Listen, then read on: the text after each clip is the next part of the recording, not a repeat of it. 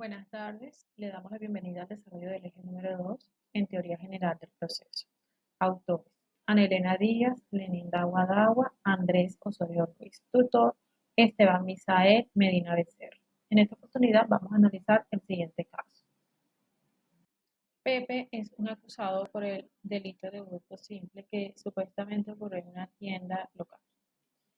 El caso involucra los siguientes actores: Juan, que es el acusado; Laura, la fiscalía que presenta el caso; David, que es el abogado defensor de Juan; María, que es el testigo ocular de los hechos, en este caso de robo. Las irregularidades observadas. En el caso ha evidenciado las siguientes situaciones. Primero, el abogado de Pepe ha tenido dificultades para comunicarse con su cliente antes de la audiencia. Además, se le ha negado el acceso a la evidencia clave presentada por la Fiscalía.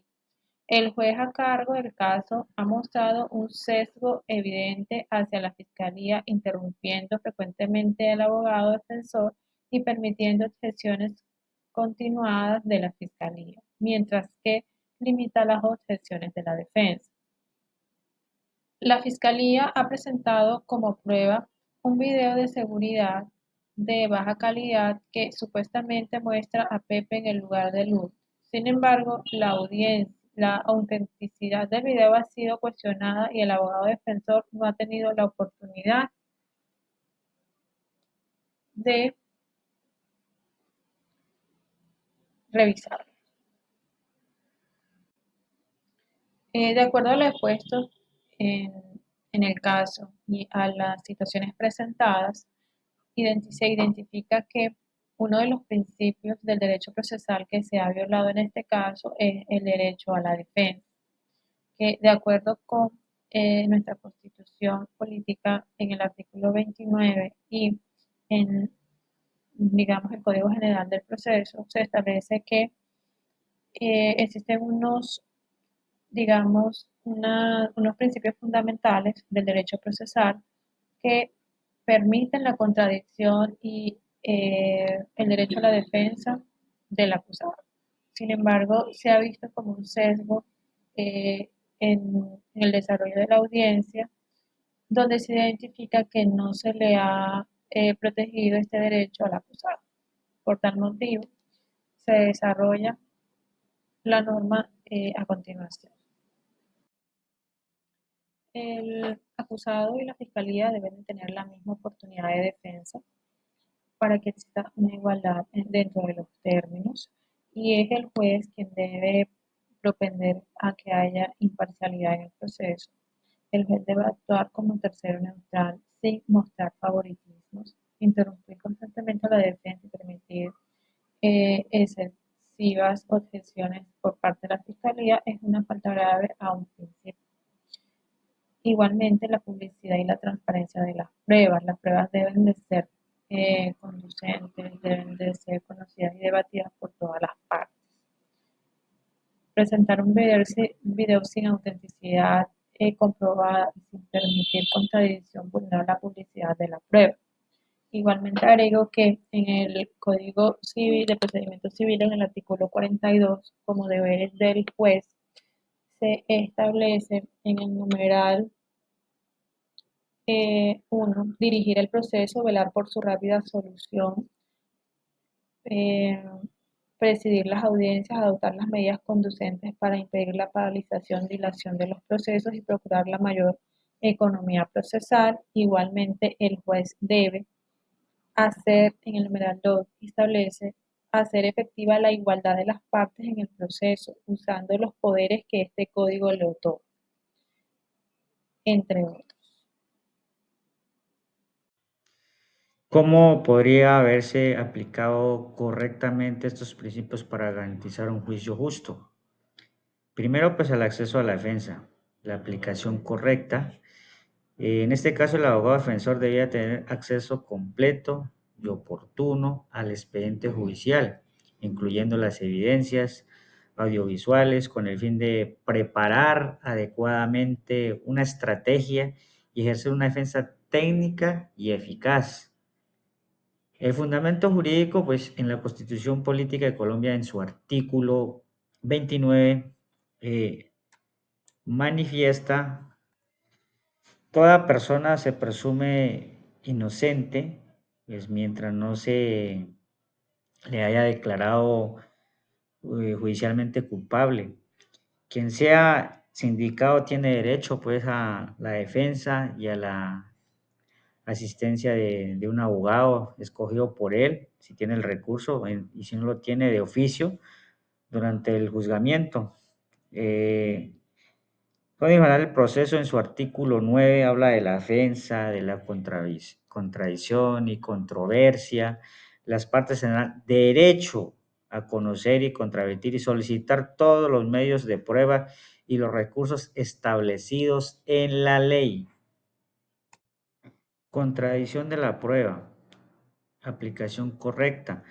Antes de emitir el video como prueba, el juez debe verificar que sea auténtico, su origen, la cadena de custodia, permitiendo pues que la defensa participara en su valoración e impugnación.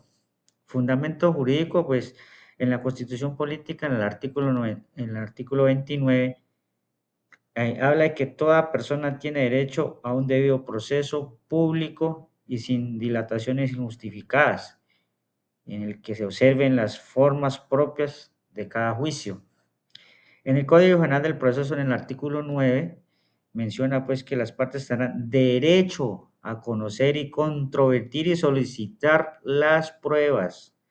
En el Código Penal del Proceso, en el artículo 165, dice que las pruebas deberán ser apreciadas conforme a las reglas a la zona crítica y su admisión deberá garantizar la contradicción y la publicidad. Imparcialidad judicial.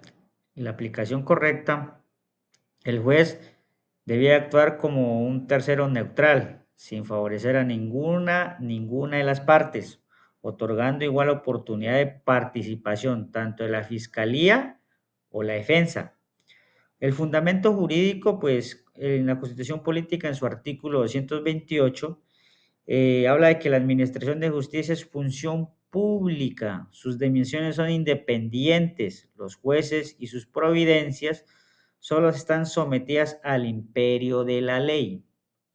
En el Código Penal del Proceso, en su artículo 2, nos habla que el proceso se desarrollará conforme a los principios de igualdad, lealtad, buena fe, respeto por los derechos de las partes. En el Código Penal del Proceso, en el artículo 42, el juez debe ser imparcial, independiente y objetivo. Imparcialidad judicial. La aplicación correcta es que el juez debería actuar como un tercero neutral, sin favorecer a ninguna de las partes, otorgando igual oportunidad de participación tanto a la fiscalía como a la defensa. El fundamento jurídico que la Constitución Política en el artículo 228, la administración de la justicia es función pública, sus decisiones independientes, los jueces en sus providencias solo están sometidas al amparo de la ley. En el Código Penal, por eso el artículo 2, el proceso se desarrollará conforme a los principios de igualdad, lealtad, buena fe y respeto por todos los derechos de las partes. Código General del artículo 42. El juez debe ser imparcial, independiente y lo más importante, objetivo. Respecto a la igualdad procesal, la aplicación correcta es que las objeciones, intervenciones, el recurso de ambas partes deben ser tratadas con las mismas reglas y condiciones sin ventajas indebidas para la fiscalía. El fundamento jurídico, pues en la Constitución Política, en su artículo 13, nos dice que todas las personas nacen libres, iguales ante la ley, recibirán la misma protección y trato de las autoridades. En el Código Penal del Proceso, en su artículo 3, habla que el proceso se desarrollará bajo el principio de igualdad de las partes. El juez debe garantizar que ambas gocen de las mismas oportunidades para presentar y controvertir las pruebas. La garantía de comunicación entre el acusado y su defensor. Aplicación correcta. Debió garantizarse la comunicación directa entre Pepe y su abogado antes de la audiencia, como parte del derecho de defensa material y técnica. El fundamento jurídico lo encontramos en la Constitución Política, en el artículo 29. Nos señala quien sea sindicado tiene derecho a la defensa y a la designación de un abogado escogido por él o de oficio durante la investigación y el juzgamiento. También el Código General del Proceso en su artículo 9 nos habla del derecho de defensa y contradicción, describiéndonos que las partes tendrán derecho a ser oídas, a actuar en el proceso y a ejercer su defensa. ¿Qué acciones deben tomarse para abordar las irregularidades observadas durante la audiencia? Podemos solicitar la nulidad del proceso por violación del debido proceso. Cuando se presentan irregularidades graves que afectan el derecho de defensa, la contradicción de la prueba o la imparcialidad del juez, la ley permite solicitar la nulidad del proceso. El fundamento jurídico lo encontramos en la Constitución Política, en el artículo 29, que nos habla el debido proceso se aplicará a toda clase de actuaciones judiciales y administrativas, puntualizando que es nula de pleno derecho la prueba obtenida con violación del debido proceso. El Código General del Proceso también en su artículo 133 nos las describe, indicando las causales de nulidad. El proceso es nulo en todo o en parte cuando se ha violado el derecho de defensa, el debido proceso o la competencia del juez. Interponer recursos de reposición o apelación ante un juez de segunda instancia. Las decisiones judiciales pueden ser impugnadas mediante los recursos de reposición y apelación para que sean revisadas por un juez de mayor jerarquía. El fundamento jurídico lo encontramos en la Constitución Política en el artículo 31. Nos indica, toda sentencia judicial puede ser apelada o consultada, salvo las excepciones que consagra la ley. También el Código General del Proceso en el artículo 321 y 322 nos precisa que el recurso de reposición procede contra los autos del juez de conocimiento. El recurso de apelación procede contra las sentencias y ciertos autos, para que el superior lo revoque o modifique. Repetir la audiencia con garantías plenas de defensa y contradicción. Si la audiencia se realizó con irregularidades, puede solicitarse su repetición para restablecer los derechos vulnerados y asegurar la igualdad procesal.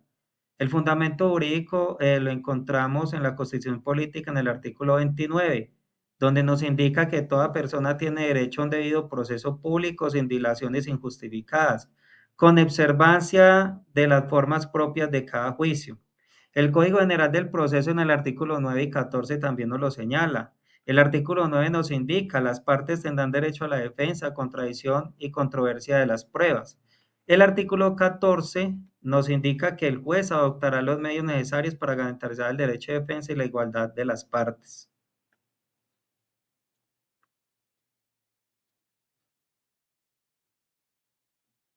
Denunciar la conducta del juez por falta de imparcialidad ante los organismos de control. Cuando el juez actúa con sesgo o favorece a una de las partes, incurre en una falta disciplinaria. En estos casos se debe informar a la Procuraduría o al Consejo Superior de la Judicatura. ¿Qué fundamentos jurídicos encontramos para esto? La Constitución Política en el artículo 228, que nos habla sobre la administración de justicia, indicándonos que es una función pública. Sus decisiones son independientes y los jueces solo están sometidos al imperio de la ley. También en el artículo 256, en el numeral 3, señala que corresponde al Consejo Superior de la Judicatura examinar la conducta y sancionar las faltas de los funcionarios judiciales.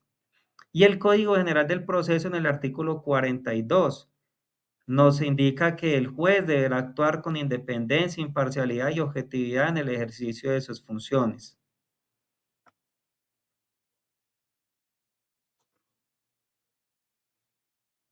¿Cuáles son las implicaciones legales y éticas de estas violaciones de principios del derecho procesal en el caso de Juan? Las implicaciones éticas. Éticamente, tanto el juez como la fiscal incurren en faltas a la objetividad, la lealtad procesal y la justicia. El fundamento jurídico lo encontramos en la Constitución Política, en el artículo 228, la cual nos señala que la administración de justicia es función pública, sus decisiones son independientes, los jueces en sus providencias solo están sometidos al imperio de la ley. El artículo 123 también de la Constitución nos indica que los servidores públicos están al servicio del Estado y a la comunidad y ejercerán sus funciones en la forma prevista por la Constitución, la ley y el reglamento. El Código General del Proceso, en su artículo 42, nos dice que el juez debe actuar con independencia, imparcialidad y objetividad. No podrá tener interés en el proceso ni favorecer a las partes. El Código General del Proceso, también el artículo 2 nos indica que el proceso se desarrollará conforme a los principios de la buena fe, la lealtad y el respeto por los derechos de las partes. Implicaciones sociales. Socialmente, esas irregularidades deterioran la confianza cotidiana en la justicia y en la imparcialidad de los sujetos. Fundamento jurídico lo encontramos en la Constitución Política, en el artículo 2, que nos señala que las autoridades de la República están instituidas para proteger a todas las personas en su vida, honra, bienes, creencias y demás derechos y libertades, y para asegurar el cumplimiento de los deberes sociales del Estado y de los particulares. También en el artículo 29 nos dice, se garantiza el derecho de toda persona para acceder a la administración de justicia.